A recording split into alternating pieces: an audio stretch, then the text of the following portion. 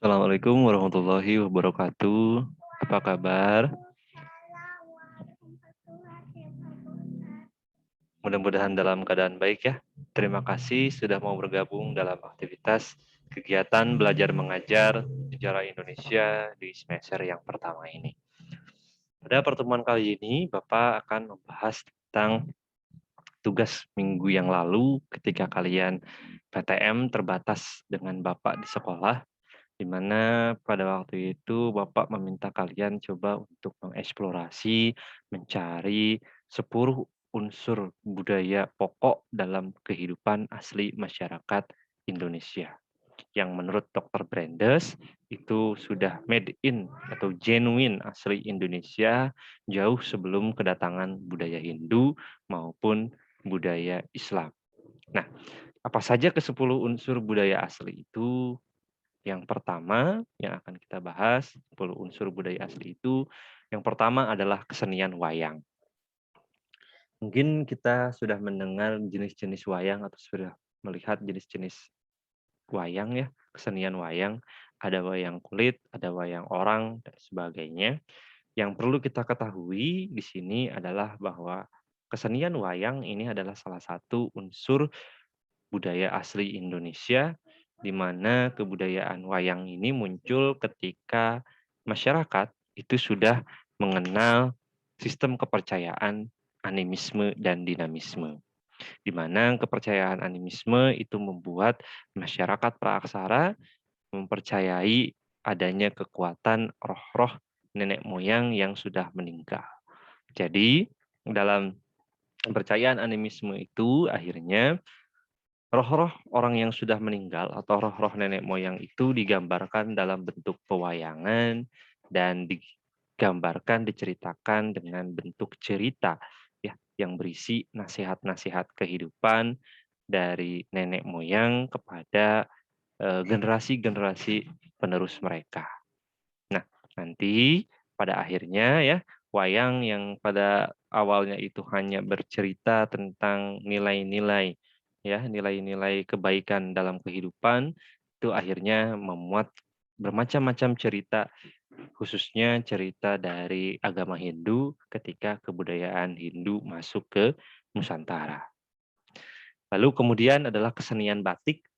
Nah, menurut Brandes, kesenian batik pun merupakan salah satu 10 unsur budaya pokok dari masyarakat Indonesia, di mana budaya menulis atau menggambar dalam sebuah kain ini adalah genuine, asli dari milik nenek moyang bangsa Indonesia itu sendiri. Yang sampai sekarang batik itu dikenal sebagai salah satu warisan dunia yang berasal dari Indonesia. Kemudian yang ketiga adalah sistem Macapat. Apa sistem Macapat itu adalah sistem sudut empat, di mana kalau kita perhatikan bahwa dalam pembangunan sebuah perkotaan, ya, sebuah bangunan sistem Macapat ini selalu digunakan dan ini adalah nilai-nilai warisan dari nenek moyang kita.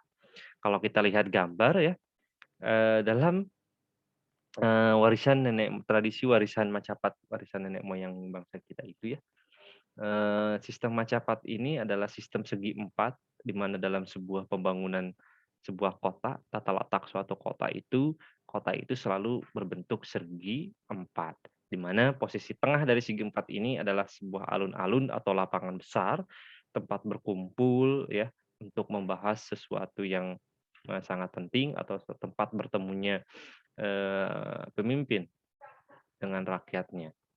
Nah, jika kita perhatikan, alun-alun ini berada di tengah.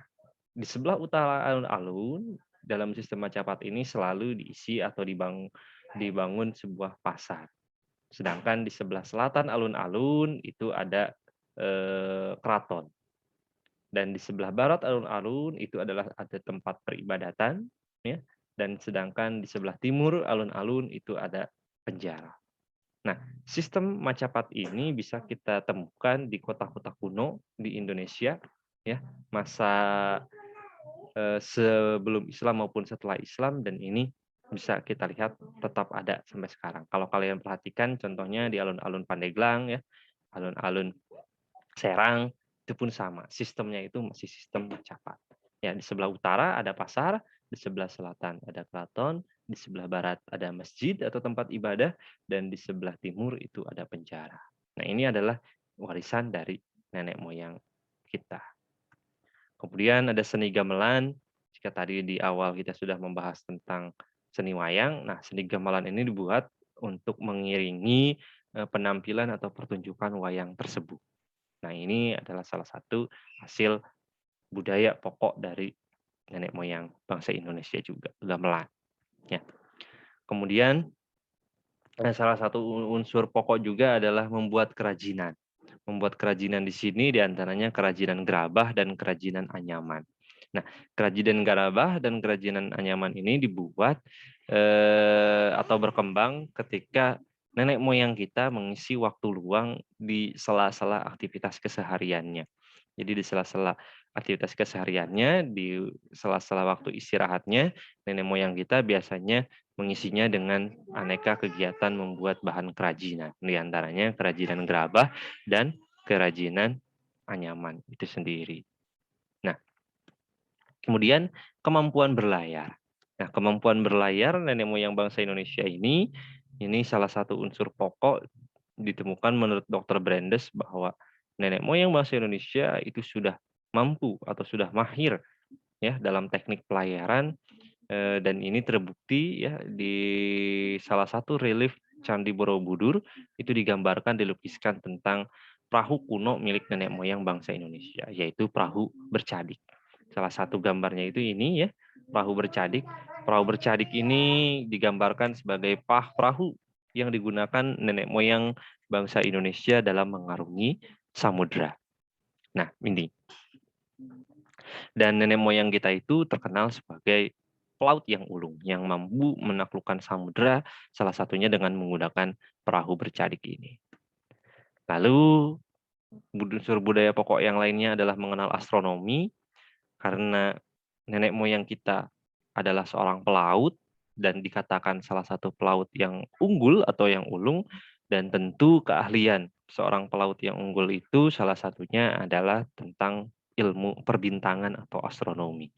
Salah satu fungsi, mempelajari atau mahirnya seseorang dalam ilmu astronomi itu adalah salah satunya untuk membantu, eee, pelayaran, ya pelayaran. Jadi nenek moyang kita bisa menjadi pelaut ulung salah satunya itu dengan kepandaian atau keahlian membaca bintang-bintang di langit. Ya, salah satu fungsi, membaca bintang di langit adalah untuk menunjukkan arah mata angin. Karena pada masa itu, kompas itu belum ditemukan. Jadi kita tidak tahu mana arah utara, barat, timur, dan selatan, ya, tanpa menggunakan bantuan, rasi bintang yang ada di langit. Dan nenek moyang kita itu sudah mahir mempelajari ilmu astronomi ini, membaca rasi-rasi bintang di langit untuk mendukung salah satu keahlian, pelayarannya. Pun astronomi pun ini juga membantu nenek moyang kita untuk mengenal musim.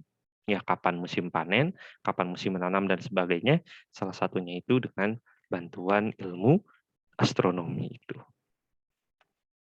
Lalu nenek moyang kita pun menurut Dr. Brandes itu, salah satu unsur budaya pokoknya adalah bersawah. Ya, seperti yang kita ketahui mayoritas penduduk di Nusantara makanan pokoknya itu adalah padi, padi yang dihasilkan dari sawah dan ini adalah salah satu unsur pokok dari nenek moyang kita, ya sawah. Nah, sampai sekarang masih tetap ada di Nusantara. Lalu selanjutnya adalah mengatur masyarakat, di mana menurut Dr. Brandes, nenek moyang bangsa kita itu sudah mengenal salah satu sistem kepemimpinan, ya, di mana, dalam proses memilih seorang pemimpin, dalam masyarakat itu sudah mengenal bagaimana mekanisme pemilihan seorang pemimpin tersebut.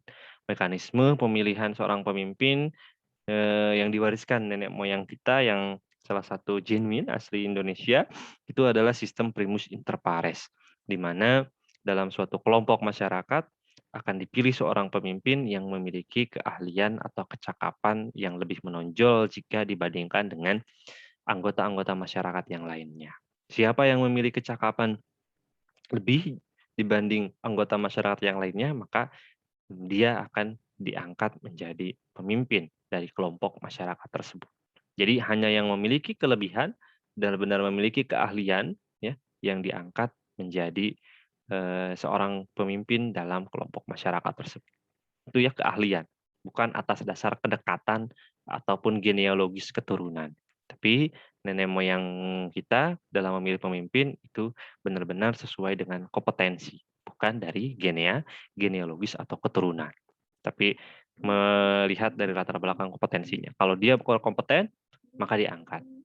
Jika pemimpin tersebut sudah meninggal atau wafat, maka akan dipilih lagi dari anggota masyarakat yang lain, ya, yang memiliki keahlian yang sama atau lebih baik lagi, tidak berdasarkan garis keturunan. Itu, ya. Kemudian ada pula perdagangan, ya, nenek moyang kita disebut sebagai salah satu seorang pelaut dan negeri negeri di Nusantara terkenal dengan kesuburannya, maka tidak menutup kemungkinan akhirnya nenek moyang kita mengembangkan sebuah sistem perdagangan. Ya, salah satu sistem perdagangan, khususnya perdagangan antar pulau, ini adalah salah satu unsur dari kebudayaan pokok milik nenek moyang bangsa Indonesia. Itu. Nah, mungkin itu ya pembahasan dari Bapak tentang 10 unsur pokok kebudayaan asli Indonesia menurut dari Dr. Brandas. Nah, mungkin jika ada kekurangan, Bapak mohon maaf. Silahkan kalian eksplorasi lebih jauh. Wallahul muwaffiq ila aqwamit thoriq. Assalamualaikum warahmatullahi wabarakatuh.